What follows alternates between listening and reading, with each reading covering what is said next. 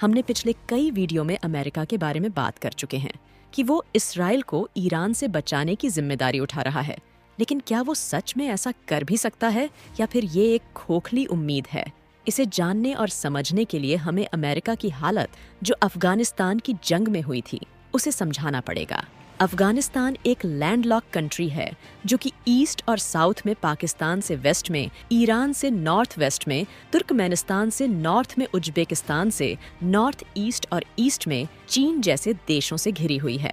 अफगानिस्तान पूरी तरह से पहाड़ों, पठारों और सख्त जमीन से बना है, जहां ना तो ज्यादा नेचुरल रिसोर्सेस है और ना ही ज्यादा डेवलपमेंट।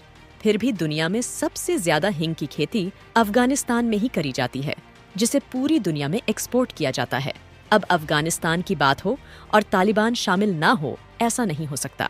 तालिबान शुरू से अफगानिस्तान में अपनी पकड़ बनाना चाहता था और वहां की सत्ता में आना चाहता था। लेकिन जब 2001 में अमेरिका पर हमला हुआ, जिसमें 2 जहाज अमेरिका के न्यूयॉर्क में मौजूद वर्ल्ड ट्रेड टावर से टकराया, जिसमें हजारों लोग मारे गए, और अमेरिका ने उस हमले का जिम्मेदार ओसामा बिन लादेन को माना था, और अमेरिका का मानना था कि तालिबान उसे और दूसरे इसी तरह के ग्रुप्स को अपने यहाँ पनाह दे रहा है। और इसी के चलते अमेरिका ने तालिबान से 2001 में जंग की शुरुआत करी थी। और तालिबान से अफगानिस्तान में जंग करना अमेरिका की सबसे बड़ी गलती साबित हुई।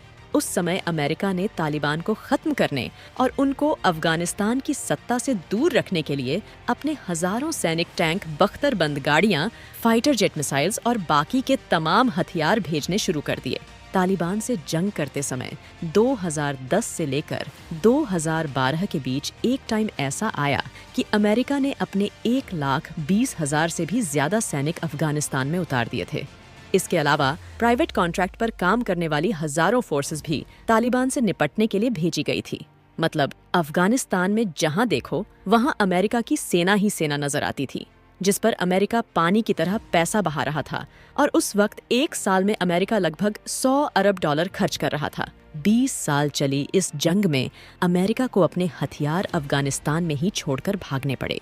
इन 20 सालों में अमेरिका के हजारों सैनिक मारे गए और हजारों बुरी तरह से घायल हुए। इसके अलावा इन 20 सालों में तालिबान से जंग करने में उसे बिलियंस ऑफ डॉलर का नुकसान उठाना पड़ा। और अमेरिका को हाथ क्या लगा? कुछ भी नहीं। पूरी दुनिया में अमेरिका की ताकत अफगानिस्तान में जाकर खत्म होती नजर आई।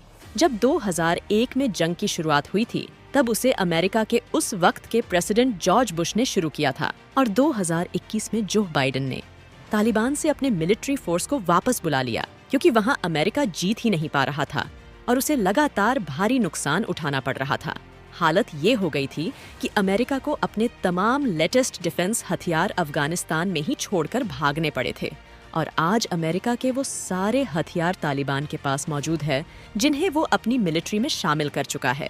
उन इलाकों में जंग करना बेहद ही मुश्किल होता है, जो पहाड़ों से, पठारों से, गुफाओं से और जंगलों से घिरे होते हैं, क्योंकि उन जगहों पर ना तो फाइटर जेट्स सही से काम करते हैं, ना तो टैंक पहाड़ों पर चढ़ पाते हैं, और ना ही मिसाइलें जंगलों में निशाना लगा पाती हैं। और तालिबान क्योंकि अफगानिस्तान के ही थे, वहीं पर पले, वहीं पर बड़े हुए थे, तो वो वहाँ की हर कंडीशन से, वहाँ के रास्तों से और गुफाओं से अच्छी तरह से वाकिफ थे। इसीलिए तो अमेरिका उन्हें लगातार 20 सालों की जंग में भी हराने में नाकाम रहा। इसके अलावा तालिबान इतना ताकतवर बन गया कि उसने पूरे अफगानिस्तान के लगभग 90% हिस्सों पर अपना कब्जा कर लिया। और आज के वक्त में तालिबान की अफगानिस्तान में सत्ता भी है, जो अमेरिका बिल्कुल भी नहीं चाहता था। अमेरिका के रक्षा मंत्रालय की एक रिपोर्ट के मुताबिक अफगानिस्तान की जंग में 2001 से लेकर 2019 तक अमेरिका के लगभग $800 अरब खर्च हुए हैं। ये तो सिर्फ अमेरिका की ऑफिशियल रिपोर्ट के मुताबिक का नुकसान है, जबकि इससे कई गुना ज्यादा पैसा अमेरिका अफगानिस्तान की जंग में बर्बाद कर चुका है। यहाँ एक दिलचस्प बात यह है कि जिस तालिबान ने अमेरिका को अफगानिस्तान में भगाया, उसी तालिबान को अमेरिका ने ही खुद ट्रेनिंग दी थी, हथियार दिए थे, पैसा दिया था। अमेरिका ने उन्हें अपने हथियार तक चलाना सिखाया था। अब सवाल उठता है कि अमेरिका ने आखिर ऐसा किया क्यों था?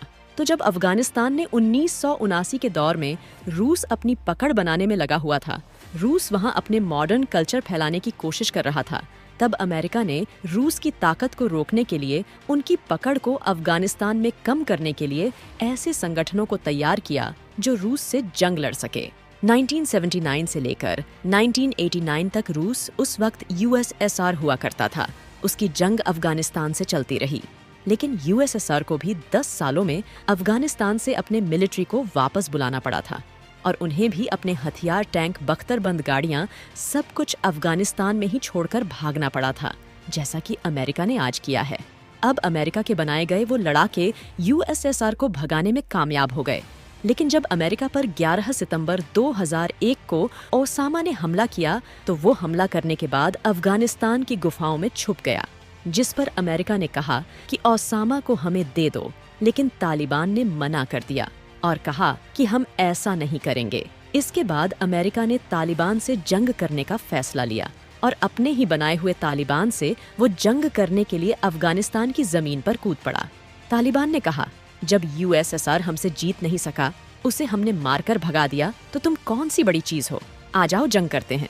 फिर क्या था, जो नुकसान 20 सालों में अमेरिका को अफगानिस्तान में झेलना पड़ा, शायद ही उसे और किसी जंग में इतना नुकसान झेलना पड़ा हो।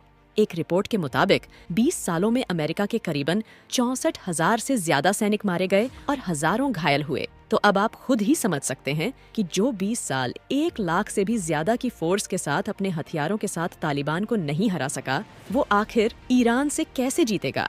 वो इसराइल को ईरान के हमले से कैसे बचाएगा अगर ईरान हमला करता है तो, जबकि ईरान के साथ रूस भी आज खड़ा हुआ है। अमेरिका ऐसी और भी कई जंग हार चुका है, जैसे कि वियतनाम की जंग, लेकिन इसके बारे में हम कभी और एक अलग से वीडियो में जानेंगे। लेकिन जाने से पहले हमारे इस YouTube चैनल को सपोर्ट करें। वीडियो पसंद आया हो तो चैनल को सब्सक्राइब जरूर करें, क्योंकि ये आपके लिए 1 सेकंड का काम है, लेकिन इससे हमारी काफी बड़ी मदद होती है।